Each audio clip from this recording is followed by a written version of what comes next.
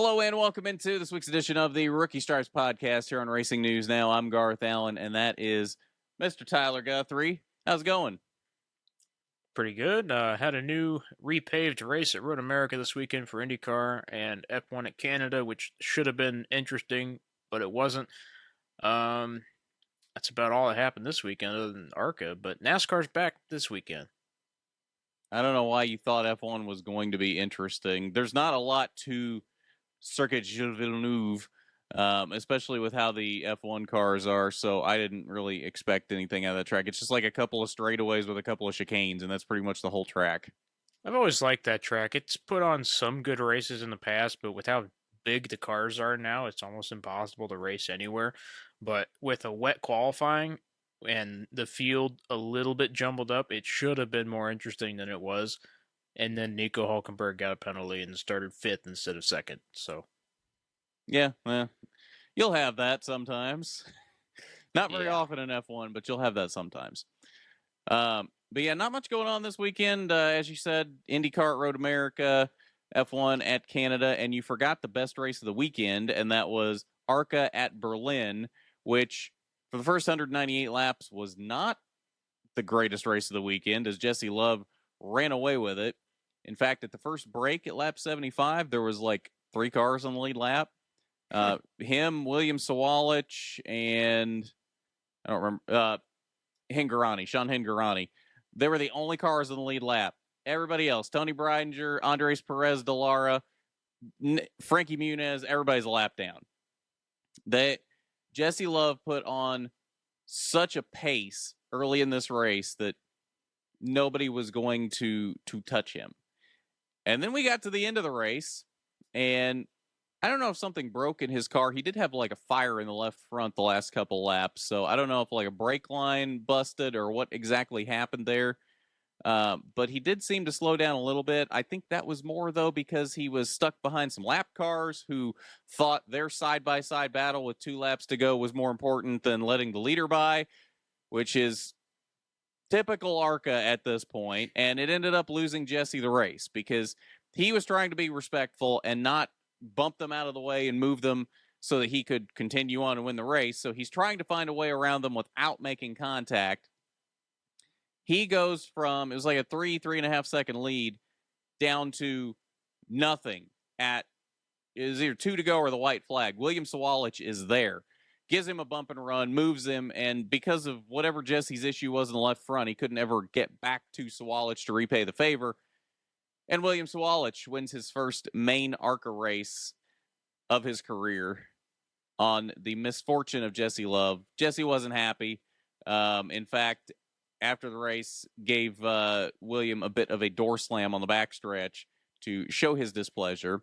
I heard both of them were called to the ARCA trailer after this, which I thought was a bit much because I didn't really see anything egregious there, but I don't know. It's one of those cases where lapped cars are in the way yet again, and ARCA continues to not see why this is a problem. Yeah, and I guess if you're Jesse Love, you take this and next time you move the lap cars out of the way. I don't know why he didn't in the first place. I feel like if you're leading the race by a whole lot and you come up to 2 cars running side by side and they don't move out of the way for you, you just kind of tough luck, guys. You know, you got a race to win. You can't really mess around with them racing for what, like 12th or something. Right. Like, yeah. I get the whole respect thing. Like, I respect Jesse for him being respectful like that. Like, you want to see more of that in racing. You don't want to see guys just bulldozing through each other all the time. But at the same time, those lap cars did not show him the same level of respect. As the leader, you are supposed to show him more respect than that and get the out of the way. And they didn't. They just continued to sit there side by side in their own little world, not paying a bit of attention. And it cost him the win of this race. It cost him his 4th straight win that he should have won. He should have led every single lap in this race and won this race. And instead, he doesn't lead the final 2 laps because lapped cars didn't show him the same level of respect that he showed them. Yeah, and you hate that for Jesse Love, but still, in my opinion, 2 cars in front of you, lap down, you got to move them. Yeah. You see the same thing in other NASCAR series at short tracks, like how Bristol used to race, you got to move them. They're not going to get out of the way for you all the time. There's tracks too small for that. So I think the track wasn't too small for that, though. That's the thing. They could have single filed out and then continued their battle. But instead, they're like, oh, it's 2 laps to go. I don't care about the leader. This must be an iRacing server. yeah. Because that's how people race on iRacing. The lap cars, half the time, do not respect the leader whatsoever. Well, and I guess if you're Jesse Love, I don't see how you can really be mad at William Sawalich for giving you a bump and run. That's just kind of how that's going to go. If you don't take advantage of your position, then somebody else will. So I don't really see him being mad. Jesse's whole big gripe there after the race was he said that this wasn't the first time the 18 has, quote, driven him dirty. So there seems to be a pattern of this. I tend to remember 1 or 2 other times this has happened, but I can't think of exactly what races it was. So I don't think this is the first time the 18 has driven him like that. So I think Jesse is just getting frustrated with how he's being driven when he's trying to show everybody else respect. Yeah, I understand that, but at some point you kind of got to put 2 and 2 together. If people aren't showing you respect, don't show them it either. Yeah. If people are going to give you the bump and run, give them the bump and run, see how they like it, and then you can just kind of fight it out between the two of you. You can't just take a bump and run 3 times and then just be mad about it. You got to do something about it. Right, and that's not the last time these two are going to be battling for the win. I mean, they're clearly the 2 fastest cars in the field. The 18 and the 20 have been the 2 fastest cars in the field for 3 or 4 years now. So it's not the last time these two are going to be racing for the win. In fact, they're probably going to do it most of the remaining races of the season, at least the ones that Sawalich is allowed to race on because of his age. So it's one of those things where I feel for Jesse. I do, because he's trying to be a clean, respectful driver and do things the right way, and he's not being shown that same respect. But yeah, at the same time, when he's not being shown that same respect, he needs to, if he's not going to be shown that same respect, he needs to go out there and start remembering who's not showing him that respect and not show them respect either. Yeah, you kind of got to rattle some people around to remind them that you can use the bumper too.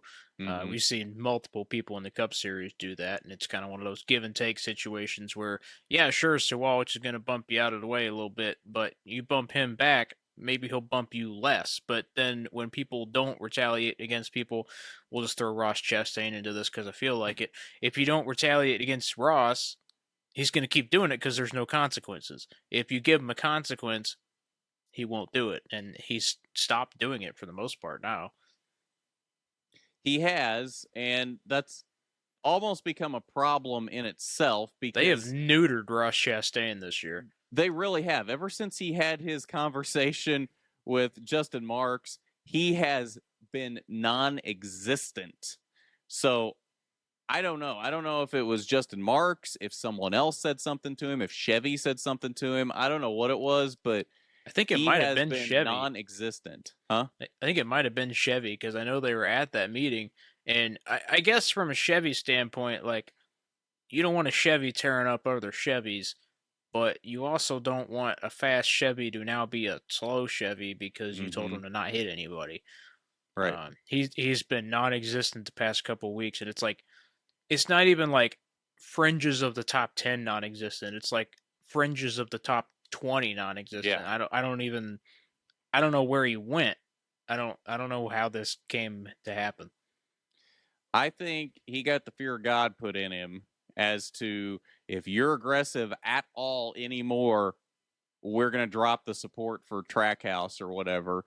And so he's being very timid out there, not doing anything that might put him in a situation where he's going to be aggressive, just trying to stay off the radar. And the problem is, he's not won a race yet this year. If he continues to run like this for the rest of the regular season, there's a decent possibility he may not make the playoffs. I mean, in what, 3 weeks, he's gone from being the points leader to, I think, where did I see him? 4th in points, 24 points back now. Like, he is tumbling down the standings at this point. And if this keeps up much longer, there's a decent possibility he may not make the playoffs.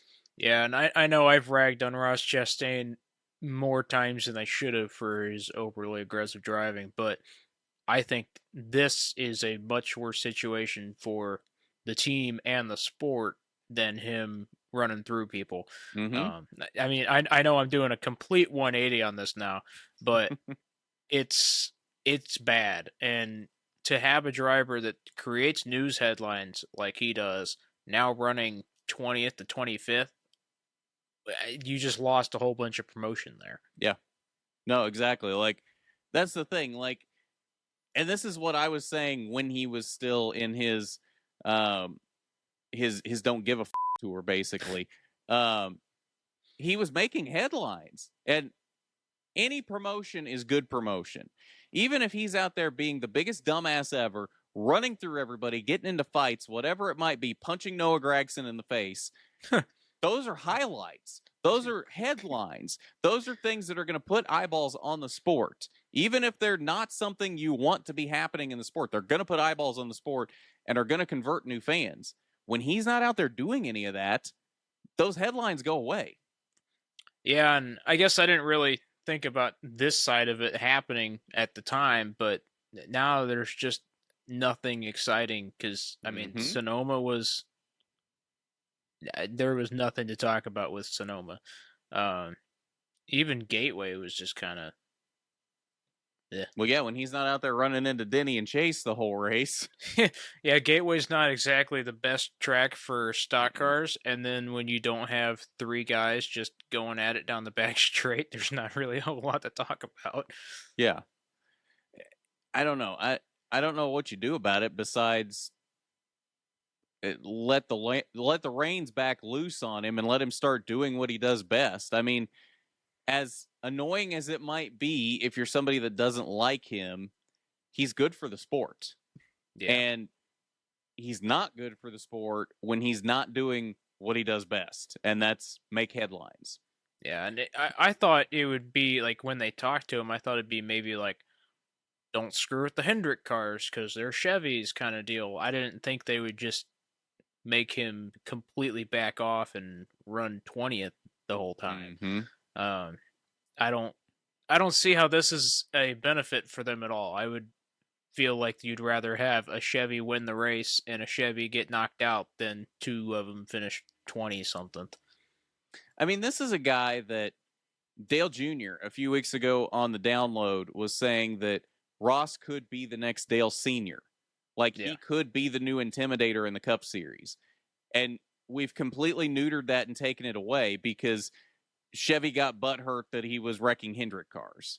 Like, that's not good for the sport. I mean, as much as a lot of the old head fans are going to say, oh, there ain't going to be another new Dale Sr., we can't replace him. We need somebody like that. We ain't got anybody else like that. Kyle Busch isn't like that anymore. Kyle Busch actually races the race now instead of trying to take everybody out. Exactly. So we need Ross to be like that. And whether you like him or not, we need somebody like that in this sport. And it's really hurt the product that he's not been like that the last few weeks. Yeah, I wonder if the team and Chevy will look at this and make a readjustment and be like, okay, maybe this wasn't the best idea, and kind of relax on it a little bit because now he's nowhere. He's taking a free fall in the points. He's not challenging even for the top 10 anymore. And I guess this could also just be a slump for him and the team, like a mid-season kind of, oh, we suck right now kind of deal, because he wasn't really fast at Gateway last year. I didn't think. It was just kind of, we talked about it because of the stuff that happened, and I don't think Sonoma's a good track for him, but Daniel Suarez wasn't really fast at Sonoma this year either, and he won last year. Yeah. Well, see, and here's the thing. Ross was not fast through most of the summer last year. Like, this isn't necessarily out of the ordinary in terms of how he ran last year. I don't think he ran quite this bad last year, but he wasn't really a factor most of the summer last year. The difference was, by the time he went into that summer slump, he had 2 wins last year.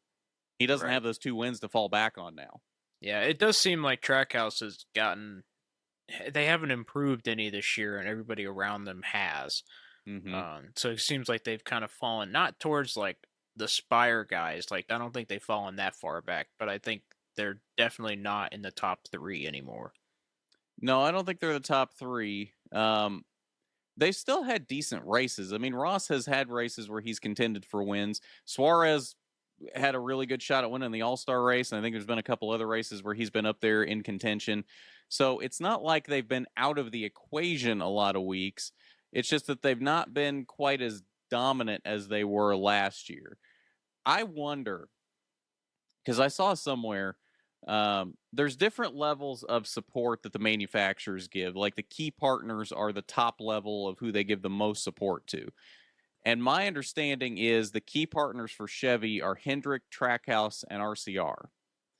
I'm wondering if Chevy pulled some of that key partner support when they had their little chat with Ross. I see what you're saying. I just don't see how that improves Chevy's situation at all. It doesn't. I think it was a knee-jerk reaction because they didn't like the bad publicity they were getting, and they didn't like the pressure that they were getting from Hendrick. Because, like it or not, Hendrick is their top dog. They may have 3 key partners, but Hendrick is their number 1 of those 3, no matter how you slice it. So if Hendrick is putting pressure on them and threatening to leave to go to another manufacturer, they're going to want to do something. I just don't know that they did the right thing. I don't know that Hendrick could ever leave Chevy. He threatened to. When did he do that? I think it was an empty threat, but he threatened to. I don't think there was any credibility to that at all. I think Hendrick has been tied to Chevy for way too long to even really joke about that. But yeah, I don't think he was joking about it.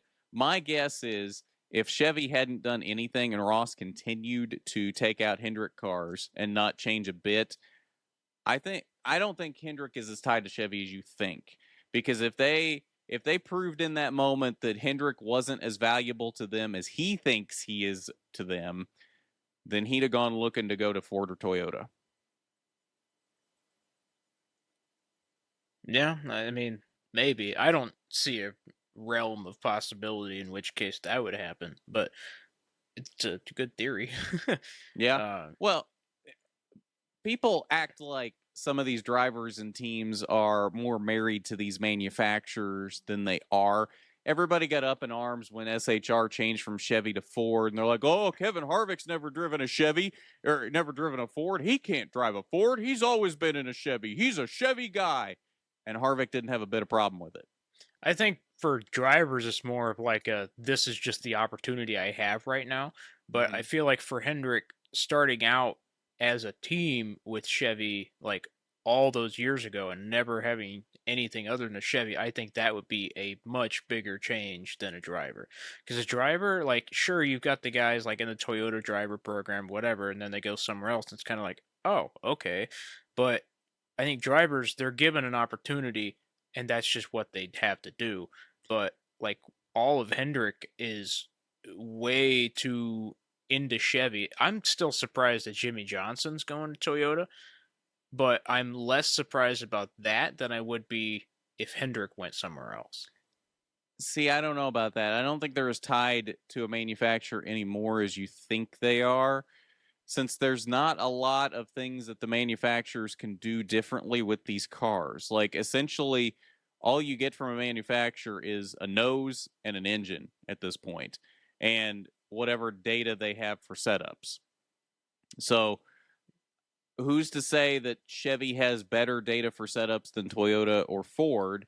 That's really the biggest thing there, is because Hendrick's got their own engine program, so they could move that engine program to Ford or Toyota no problem. So, honestly, it would hurt Chevy more than it would hurt Hendrick, because that would take away their biggest engine supplier and their most winning team. So I think Hendrick has Chevy more over the barrel than Chevy has Hendrick over the barrel in this situation. Yeah, I think Hendrick is definitely in a spot to be able to make threats like that, but I don't think Rick Hendrick would break the loyalty he's got with Chevy. If Chevy didn't show him the same loyalty, I think you'd be surprised how quickly Hendrick would change that loyalty. Because again, if he's their number one team and he says, Chastain needs to stop wrecking his drivers or he's going to go somewhere else. And Chevy does nothing. That signals that Chevy doesn't see him as their number one team like he thinks he is and like he thinks he should be. So if he's not being shown that same level of loyalty and respect that he thinks he's expected to give to them, all of a sudden that loyalty and respect goes out the window. Yeah, I see your point. Yeah, I hope we never get to that point because that'd be a lot of news, but that I don't think that'd be good news. Well, it'd be good news for Ford or Toyota, whoever got him. Honestly, if that happened, I think you'd see Hendrick start with a different manufacturer before they went to Ford or Toyota. Maybe. I don't know who they go to, but I don't think they would go to Ford or Toyota. I don't know that there's any manufacturers looking to get into the sport right now, so I don't, because that's the thing. They went to this car or this next gen car because trying to attract new manufacturers with all this low horsepower bull, and it hasn't attracted manufacturers like they thought it would, because they thought the manufacturers wanted an easier way to build engines with less horsepower, and that has not attracted manufacturers like they thought it would. I think at one point Dodge and Honda were looking to come in when the next gen was like about to be released, and I don't think that's the case anymore. I think they've shied away at this point, so I don't know if they don't like what they see with the next gen or what. Well, and with the next gen that was at Le Mans this year, they turned up the wick on the horsepower. That thing was pushing what, like 900, 950? Something like that? I don't remember. I think I saw a number somewhere, but I don't remember what it was. Somewhere in the 900s or 1,000 something. But so it's back to what it was before they started dropping the horsepower. Right, but that car ran almost 24 hours with no problems. It broke a transaxle on like hour 22 or something. Mm-hmm. I think a lot of the NASCAR teams are looking at that and saying, hey, I thought you said that we couldn't make an engine that could make this much horsepower and be reliable. Mm-hmm. I think they're looking at that and saying, this thing ran, it did 24 hours of Sebring and didn't break at all in 24 hours. No, it did Sebring. They did 24-hour test of Sebring. Oh, okay. So they tested it for 24 hours before they went to Le Mans to make sure it actually ran 24 hours. But they're saying this thing ran for 24 hours straight without blowing up. You told us it couldn't do a couple races without blowing up. I think a lot of teams are going to start to criticize NASCAR and their decisions to make this low horsepower package that not really anybody likes anyway. Because I think every time we have a bad race, I notice a lot of people just like screaming at NASCAR or to scream at NASCAR. But every time we have a race that's kind of boring, everybody goes, well, it'd be different if we had more horsepower. And I think even drivers and teams are starting to get in on this and be like, it would be better if we had more horsepower. Mm-hmm. And I subscribe to that idea too, but I do think that the Le Mans thing kind of turned a lot of heads and says, we can make an engine at this much horsepower. And I think a lot of those other manufacturers were looking at the high horsepower number and kind of interested in it, like Dodge especially, because what does Dodge do? They make crazy with high horsepower. Mm-hmm. But even like European manufacturers or Asian manufacturers looking at this saying, okay, that's different. That's NASCAR with high horsepower is different than any other program that they run.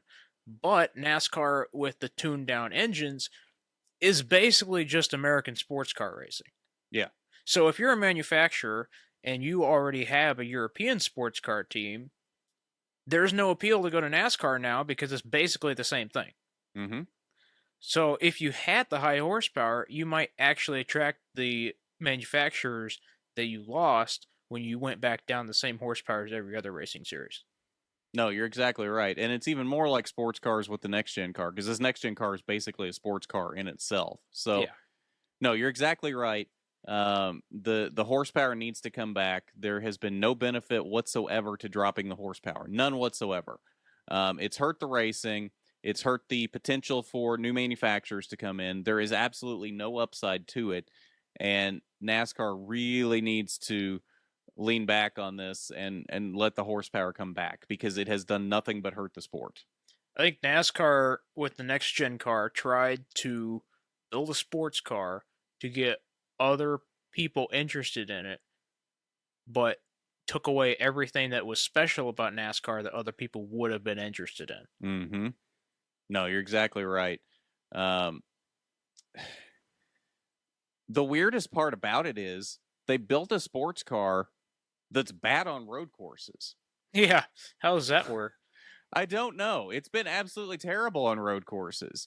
I can't explain it. It's a sports car that's bad on road courses, but really good on mile and a halves. I really don't know how they accomplished that. I have been impressed in the mile and a half portion of this car, which great. We're good on mile and a halves. Awesome.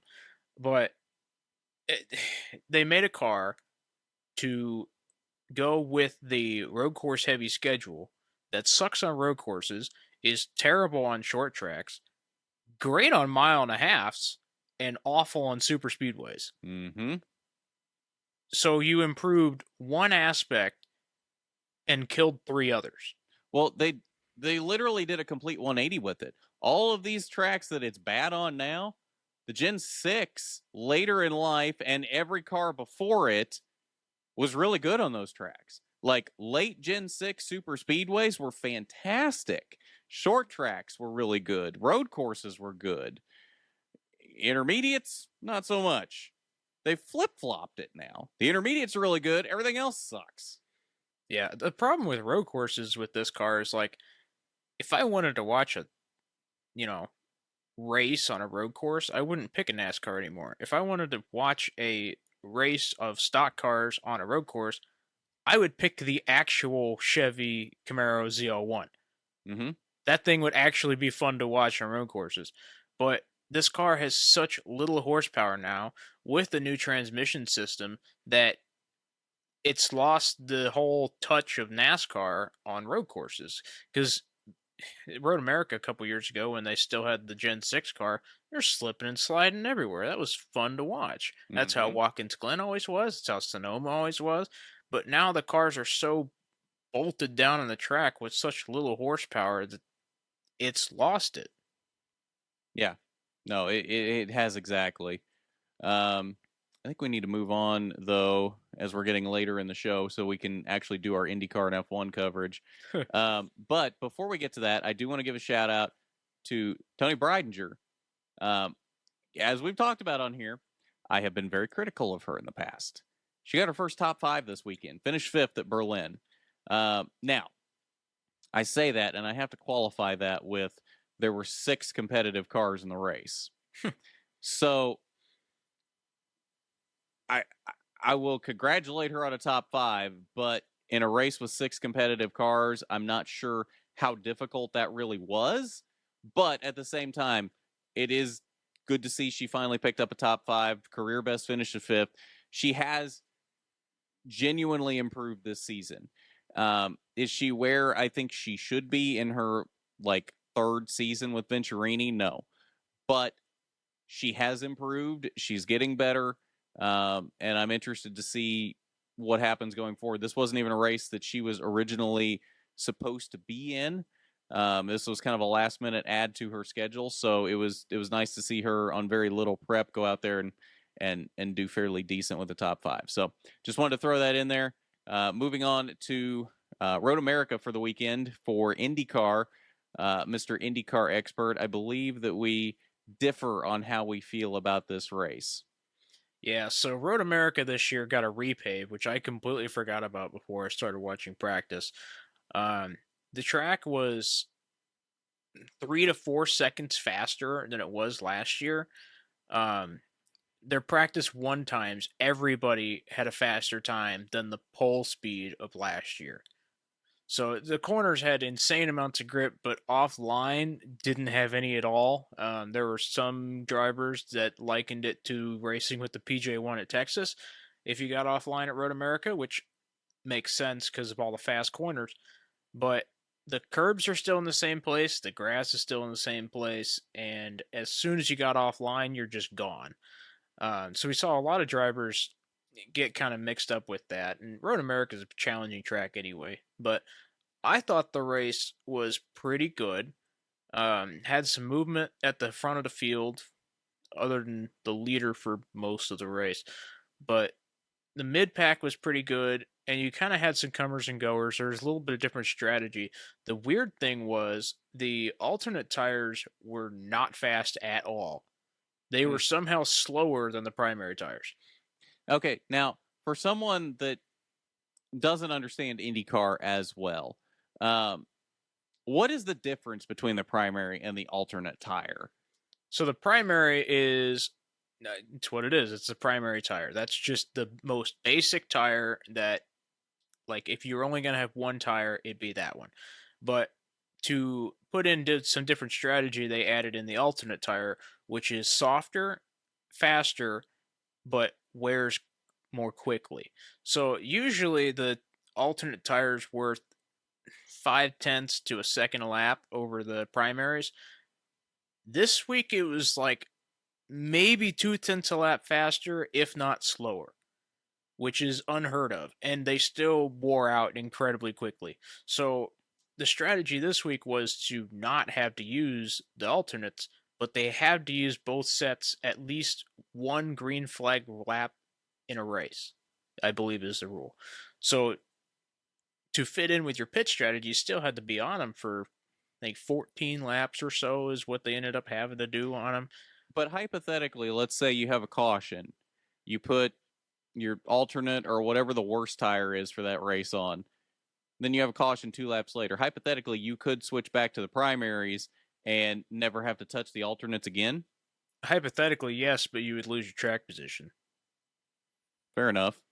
IndyCar is very track position heavy. You've been able to see so far this year, people like, they'll qualify 20 something, but if they get that track position and get up in the top 5, top 10, it takes a while for them to fall back through the field. Mm-hmm. So we've seen Callum Ilott do that. We've seen Agustin Canapino do it. Once you get up there, you can pretty much stay there because all these drivers are so good. But if you fall back through, it's really tough to get back. Okay, fair enough. Okay, so continue with the race itself. Now that I've learned a little more about primary and alternate tires. I knew they existed, but I wasn't really sure like what the difference was there. Yeah, so Road America, it's like a 4-mile long track with lots of long straights. And Andretti kind of Ferrari'd Colton Herta's strategy there at the end of the race. They pitted a lap earlier than anybody else did. And I don't know how much people know about fuel saving, but it's really hard to do in a straight line, especially with Alex Palou behind you. So they put Colton Herta on a strategy where he had to save fuel in the last stint of the race at a track with giant straights. I don't... Doesn't sound very smart. No, not at all. So obviously Colton Herta fell like a rock through the top 5. Ended up salvaging top 5, but probably should have finished a lot lower than that. Where was he running before this pit stop? Did that give him a net loss or a net gain of where he was? He pitted from the lead and came out in the lead. Oh, so he was leading before this. Yup. Okay.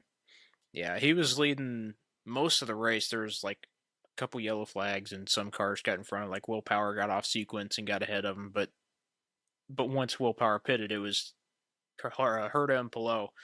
And Andretti screwed up the strategy. So, and I thought this would finally be the weekend where an Andretti car, I guess other than Kyle Kirkwood at Long Beach, would finally put a whole race weekend together. Because Colton got the pole, was leading almost the entire race, and then they did that. And it was... I don't know why you wouldn't do what everybody else did in that situation, but they wanted to get off the alternate reds, and they got on the black primaries with less fuel and couldn't go as fast in a straight line on a straight line track. Makes you realize why Rossi left Andretti. Oh, I never doubted why Rossi left Andretti, because we've seen this time and time again from a team that should be one of the top 3. They show it occasionally. They're really fast sometimes. and other times they're really awful. And it's not even consistent through the team because Devlin DeFrancesco is having his best season so far in IndyCar. But Roman Grosjean, who I think is a way better driver than Devlin DeFrancesco is, crashed like 6 times in one race this weekend. Yeah. There's no consistency in that team at all whatsoever. And if you look at their qualifying results and their finishing results for the past couple races, you got like one in the top 5, another one in the top 10, then like 17th and 25th. The thing is, I think Grosjean is one of the most talented drivers in that field right now, and he is being held back by that team. I really think he needs to find a way to get in with like Penske, Ganassi, or McLaren if he really wants to start competing for wins and championships. Yeah, I agree with that. Andretti's strategy is terrible. Their engineering has just gotten worse almost every year for the past 10 years. They used to be like the number 1 team, and now they've fallen off. I would probably rate them about 4th with drivers that should be 1st or 2nd. Yeah. Colton Herta, incredibly fast. You put him in a Penske, he's going to be doing what Alex Palou's doing right now. Same thing, I think, with Roman Grosjean. The problem with Grosjean is he got off on the wrong foot to start the season, and he's such a competitive person that once he sees he's losing a little bit, he just claws to get everything back in one go. It's like the old saying of you can't win the race on the first lap, but you can lose it. I feel like that's what's happening to him almost every race now, where he's going for these spots that you would never see a person like Scott Dixon do, and that's why Scott Dixon has so many championships. Yeah. Yeah, it's tough to see guys like Grosjean and Herta be in cars that should be running up front every week and winning races, and through no fault of their own or very little fault of their own, they're just not there. Yeah, and I think Colton Herta should have won the Indy 500 this year. I think he had probably the best car in the field towards the end of the race, and then they pitted and released him straight into side of Grosjean, who was pitting 1 stall in front of him. Mm-hmm. You can't have stuff like that happen every week. Either they miss the setup or they do some weird strategy thing that just makes them free fall through the field every week. Yeah. And it's really starting to get old. And I wouldn't be surprised if we see more guys from Andretti try to go other places like Rossi did. And speaking of Rossi, he had a weird weekend. Yeah. He was fastest in every practice session. Free practice 1, 2, and the morning warm-up before the race. Only qualified 5th and barely finished inside the top 10. I don't know what they missed, but he was really fast when it didn't matter. And then once it mattered, nowhere to be found. See, I don't know. As somebody that hasn't followed IndyCar as much before this season, that feels like Rossi's MO. Like, I feel like Rossi is one of those guys that, on paper, should be like a 10-time champion and 100-race winner. But he always finds some way to not win. Yeah, and while he was at Andretti, it was a combination of him and the team finding a way to not win. But it's weird because when he does win, it's by some insane, crazy margin. Like, he won Long Beach by like 27 seconds one year. Like, when he does get the setup right and he does get out front, he's just gone. Yeah. But I don't know what they missed this weekend because he was really, really fast the whole weekend. And then tried a different tire strategy in qualifying, which dropped in the 5th, which, okay, you're 5th. That's fine. Was then it in the different race, track conditions race day? It's about the same. Was the weather any different? No? It's about the same. There was like a little bit more cloud cover in qualifying, but that on a track like that, that's not going to do a whole lot. Yeah. They just missed the race setup somehow, and I'm not sure where they got it wrong because they were so fast all weekend. Yeah, I don't know. Rossi is an enigma. Like, I like Rossi. I want to see him be successful, but it's really weird how that's been the story of like his whole career. Mm-hmm. He's either beating the doors off everybody or not really anywhere to be found. And it's weird because we've also seen that from Colton Herta a little bit Mm-hmm. and Roman Grosjean. So Yeah. I don't know if that's just like if you're with Andretti for long enough, you just kind of show up some races and don't show up some others. But that's the problem they're running into with the championship because Alex Palou shows up every week. I think his Mm-hmm. lowest finish this year is 7th, whereas people like Grosjean have 2 DNFs and Road America, and Alex Palou's got a 74-point championship lead right now. Yeah. Palou, from what I can tell, has had an amazing season so far, and I think is very easily the championship favorite. Um, a lot of these guys are really going to have to step up their game to be able to get anywhere close to him, I think. They're going to have to do more and step up their game. They're going to have to hope that Alex Palou steps down a little bit. Because Yeah. even on a weekend where he crashed in practice 2, had to rebuild the car for qualifying and barely made it in the top 6, I think, in qualifying. Like, he still went and won the race. Mm-hmm. And what are you supposed to do? He got crashed in pit lane in the Indy 500 and still came back to finish in the top 5. I don't know what you do to stop him at this point.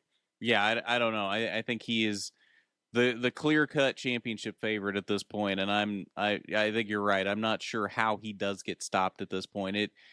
It's going to be a miracle if anybody besides him wins the championship this year. Yeah, the only other person I can think of is Scott Dixon, but Alex Palou's doing the same thing Scott Dixon win to win all of his championships. They're just taking what's there and winning some races.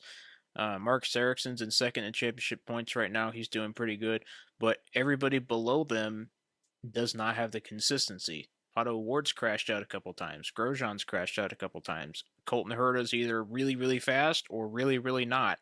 And they've seen Rossi in the top 5 a lot, but then sometimes gets kicked out in DNS, and nobody has the consistency that Alex Palou has. I saw a point brought up this morning. We all know Alex Palou wants to go to F1. He's been trying to get there his whole career, and IndyCar seems like just a stepping stone to him for F1. Even tried to sign with McLaren for last year before he realized he didn't read his contract to Ganassi. But this is how most of the IndyCar guys have gone to F1. We saw when Pablo Montoya do this. You dominate the crap out of IndyCar for a couple years, go to F1. We've seen this a couple different times, and I just hate the IndyCars being used as a stepping stone to F1 by somebody. I mean, I don't know how it should really be a surprise given where IndyCar ranks in the world scale to F1 and how similar they are. While IndyCar isn't officially part of the F1 development ladder, I think it's almost looked at that way by a lot of the world. So I don't think it should necessarily be surprising that some guys do this. No, it's not surprising. It's just a little disappointing because I think IndyCar is a way better series than F1. And so I don't understand the appeal to go drive in F1 because even if he did go to McLaren this year in F1, what's he going to do? Race really, really, really hard for 9th? I mean, I think it's more of a prestige thing. My guess is you're going to get paid a load more money in F1, and you're going to be like those F1 drivers are mega stars all over the world at this point, whereas IndyCar drivers, most people don't even know the top guy in the sport most of the time. Yeah, I just feel like if I was a driver, I would rather be competitive and be in a sport like IndyCar where everybody knows everybody and everybody's friends than go to F1 where everybody hates each other and none of the cars are equal.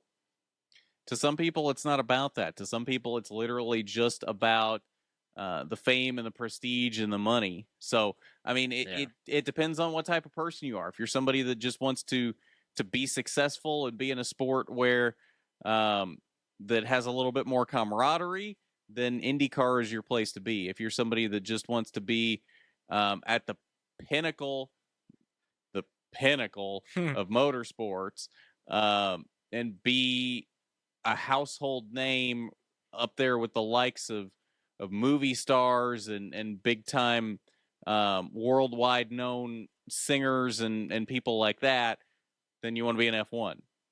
Yeah, I just don't see any fulfillment in F1, and with honestly how the sport's gone this year, I don't ever want to hear any F1 fans say anything about NASCAR going to circles anymore. Yeah. Although I've heard some complaints from NASCAR fans recently that NASCAR goes to too many ovals. What? Yeah, I don't know. I don't know where that came from. Okay. I'm gonna pretend like NASCAR wasn't built on ovals, but whatever. Mm-hmm. And that it's really the only series in the world to make ovals its thing. We should add another oval for NASCAR and go back to the Brickyard 400 than the road course. You know, I saw Pockrass tweeted, I think it was this weekend, how he said Road America and the Chicago Street Course could have coexisted on the same schedule, and you could have just put Indy back to the oval to not have an increase in number of road courses. Which, honestly, if the Chicago Street Course is still here next year, I think that's what's going to happen. Because I don't think they're going to be on the road course at IMS again next year. IMS is absolutely going back to the oval. I have that on good authority that is 100% happening next year. I might actually go to that. Yeah. Now, the question is, does Road America come back too? It should. It should, as should Chicagoland. But there's only so many weeks in the schedule, and if anything, they're trying to shorten the schedule at this point. So I don't know. I don't know how this goes. Oh, speaking of tracks making a comeback, guess who was spotted at the Milwaukee Mile this weekend? I don't know. None other than Roger Penske. Really? So there was an IndyCar race going on in Wisconsin at Road America, and Roger Penske was at the Milwaukee Mile. So we're thinking that means that Milwaukee's coming back to IndyCar? Potentially. Which would be pretty cool. I wonder if they could do like a trucks weekend with IndyCar like they do at some other places. Possibly. Honestly, I feel like it would probably be a separate weekend since trucks are already doing a doubleheader with ARCA. Yeah, true. And that's on a Sunday, so you'd have to completely restructure the weekend. Isn't the Cup Series talking about going to Milwaukee too? There was talk about that last year or maybe the year before, but then I think instead of that is when they went to the Chicago Street Course. Oh, thank God we're going to the Chicago Street Course instead of a cool oval. I love the hate you have for that race. Like, even I love the whole, even if it's the best race on the schedule, I don't want it back, which is the most backward thinking I've ever heard in my life. Yeah, I just hate Chicago. Well, so do a lot of other people, but I like good racing more than I hate Chicago. And I don't really hate Chicago either. I'm not on the I hate Chicago bandwagon, but I don't particularly like it. We could get good racing at Milwaukee or Road America instead. Or Chicago. There is no world in which I would rather have a street course race in Chicago than go to Chicagoland. No, I agree. I would not rather have the street course, but at the same time, I don't like the whole judging it before it's happened mindset and saying, "Oh, well, it's going to be a terrible race," but it hasn't even happened yet. That give it a couple weeks and then we can call it terrible without being judged by Garth. If the race happens and it's awful, I will 100% sit here and say it's the worst race I've ever seen in my life if it is. But I don't see how this is anything other than a crash fest. I don't either, but at the same time, I refuse to, I try to always be a glass half full person, and I refuse to sit here before something has even happened and say it's going to be awful. I refuse to do that. I think that is a defeatist mindset, and I don't think it is a healthy way to think about things. This glass is already shattered and all over the floor, buddy. As ARCA PR propaganda minister Charlie Crawl likes to say, everyone's entitled to an opinion, even if it's wrong. And I believe anyone that is saying that this race will be the worst race ever, before it has even happened, before there have been cars on track, is wrong. I don't think it'll be the worst race ever. We already went to Martinsville this year. So you think it'll be better than Martinsville? Be more interesting. Okay. With next gen car, at least. That's the whole point of the race, though, is to draw interest and to draw in new fans and to draw in a new sector of fans that wouldn't have necessarily looked at NASCAR before. Okay, how about this? How about we do this janky street course and get all the new fans in, and then take it back to the Oval at Chicagoland next year? I don't think that's necessarily how that works. Because if they come in for one race and you immediately take that race away, then they're going to feel alienated and not come back. Okay. Just saying. We'll see how it goes. Humans are weird. Yeah, I just don't think anybody in Chicago wants that race there. Who said it's going to be people from Chicago? It's made to be an event. I will bet you, I would like to see numbers on this. I don't know if those numbers will even be tabulated or counted, but I would like to see the numbers on how many people come to this race from the Chicago area, so like Chicago and the suburbs, and how many people come to the race from somewhere else. How many people travel to this event? Yeah, I'd be interested in seeing that metric too, because I don't feel like if people from Chicago aren't going to it, why are we there? Is my kind of feel on it. But if it is an event, why don't we go take an event to a actual racetrack like IndyCar's doing with Iowa this year? Because Iowa's out in the middle of nowhere. Chicago is at least in a big metropolitan area where there's a lot of people that potentially could go. Iowa, there ain't out there. I've been to Iowa Speedway. There ain't out there. I mean, yeah. Des Moines is like 45 minutes away, and there ain't Des Moines. No, it is Iowa, so exactly. Like, I get what IndyCar is going for there, but they could have done it somewhere that didn't require so many people to travel from a long distance because there's just not very many people there to begin with. Like Milwaukee. Yes, exactly. There's people in Milwaukee. There's nothing Milwaukee. Except corn in Iowa. Oh, shoot. All right, well, we better get to predictions before you got to go. Yep.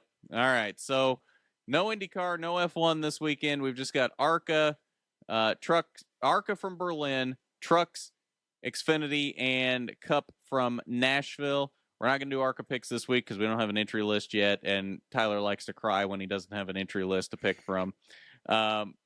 So that will be 9 p.m. Eastern this weekend. I still don't understand why Elko is always such a late start time. I think that's so stupid. What day is that? It's the 24th, so I believe Friday. Saturday. Friday? No, it is Saturday. Oh, it is Saturday. Okay. Yeah. So, yeah, 9 p.m. Eastern, Saturday night probably on FS1, maybe FS2. No, it is on FS2. Yeah, it's on FS2. Okay. All right. FS2 and Flow Racing. Awesome. So, yeah, 9 p.m. Eastern, FS2 Flow Racing, Saturday night, ARCA at Berlin, the Menards 250. All right, Chicagoland this weekend. Nashville. Trucks. Yes, Nashville. I wish it was Chicagoland. Wishful thinking. Nashville, Friday night, 8 p.m. Trucks on FS1. Tyler, who you got? I'm going to take Christian Eckes under the lights. I think he's got a good chance on the concrete tracks. I don't know why I feel like he's good on concrete tracks, but maybe he'll back me up. We'll see. Yeah, I don't know. You were talking about that before when we were writing these down, and you were like, he's good on concrete, isn't he? And I was like, there's only like 3 concrete tracks, so I don't know that that's a good metric to go on, but you do you, buddy. I mean, Christian is one of those that Christian is just immensely talented. So as long as the as truck's there, he'll have it in the top 5. Right. As long as he has the equipment underneath him that he can run well with, he will be there. I have no doubt in my mind of that. Now, I'm going to go for somebody else that I believe the same thing about, and that is Nick Sanchez. Nick has been incredibly fast on intermediate tracks this year, and while Nashville its name says super speedway. It is only 1.25 miles. So right there in his wheelhouse of tracks that he has been fast at this year. I think Nick Sanchez finally picks up that first win of the season of his Truck Series career. Xfinity, Saturday afternoon, 3:30 p.m. Why is Xfinity a day race and Cup and Trucks are night races? That doesn't make any sense. But I digress. 3:30 p.m. Saturday on USA. Tyler, who you got? I'm going to go with Austin Hill. He started the season off at an incredible pace, won just about everything. Since then, he's kind of fallen off a little bit. He's still challenging for top 5s, top 10s. But I think Nashville is where he gets back to his early season form. Coming back from the mid-season break, I think he'll kick it off again. Okay, fair enough. I think that is a very solid pick. He has been fast on similar tracks this season, so I see no reason why he shouldn't be. I, though, am going to go with Chandler Smith. Chandler is seems to be very good on these 1.5 mile type tracks, and I believe he has 1 win this season. Does that sound right? 1 win this season? Maybe. Yes, 1 win at Richmond. So I think he picks up win number 2 this weekend at Nashville. All right, Cup race Sunday, 7 p.m. on NBC, big NBC. First race of the season, first Cup race of the season for NBC. Tyler, who you got? This one's going to shock a lot of people, so hang on to your chairs. I'm going to go with Denny Hamlin this weekend. Yeah, I know. Pearls. I know. I'm picking Denny. Never thought it would happen, but I think he's pretty good at this track. He led a lot of laps last year, and I think this year he'll lead the one that matters and get the win. Is it going to be as controversial as his Kansas win? Probably. Probably. I agree. All right. I, though, am going to go with the winner of this race 2 years ago, of which Tyler has the race win version back there in the background. Kyle Larson. Kyle has been super fast this season in a lot of tracks that are very similar to Nashville. Well, he's been fast pretty much everywhere because it's Kyle Larson. He's fast everywhere, no matter what car he gets in. He'll probably win the Indy 500 next year. Yeah, right. Yeah, so Kyle Larson, I think, picks up the win here and gets win number 3 for the year in that 5 car. All right. So predictions for Nashville this weekend. Remember, ARCA Saturday night from Elko, 9 p.m. And then Trucks, Xfinity, and Cup from Nashville this weekend. But I think that's going to about do it. We'll see you again next week. Same time, same place. At that, I'm Garth. That's Tyler. And this is the Rookie Stripes podcast on Racing News Now.